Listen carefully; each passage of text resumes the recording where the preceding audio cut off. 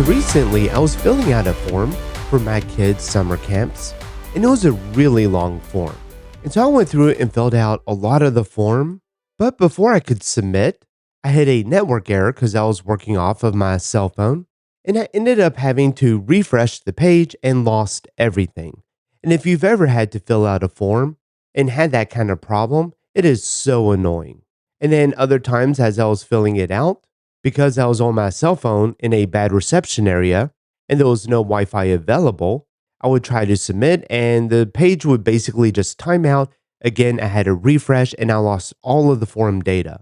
And so not only was that a frustrating experience, but it also wasted a lot of time.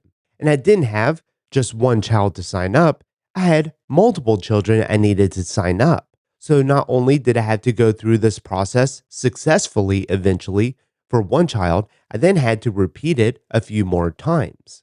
And so in this episode, we're going to have a look at something where we can fill out some of this content on the form.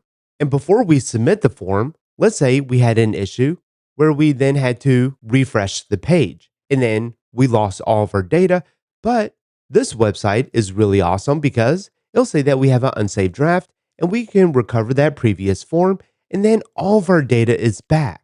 And we're also going to do something where we can then come back and then use that previous form data again, even after we have already submitted the post.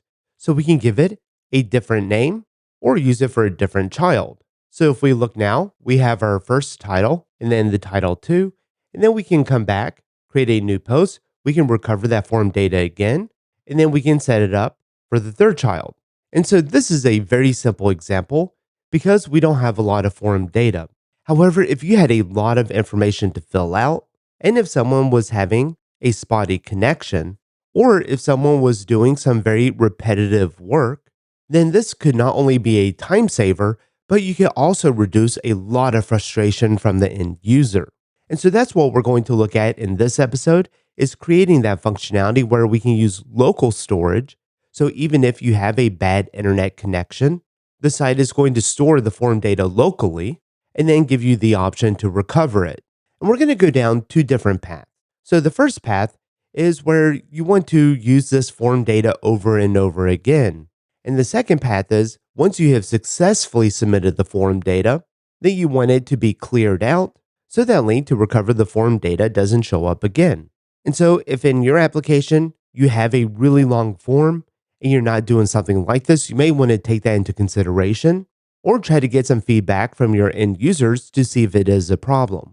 But from my experience, people can be in different situations in life when trying to fill out this form data, and having to go back through and refill all of that data again can be extremely annoying and frustrating, even if it had nothing to do with your product per se, because they were in a bad internet connection or some other issues going on. That user may associate their frustrations with your product. And did you know that you can go to railsstore.com to get your own Ruby on Rails t-shirt or your Drift and Ruby t-shirt? To watch this full episode and more videos, visit driftandruby.com and subscribe to the Pro membership.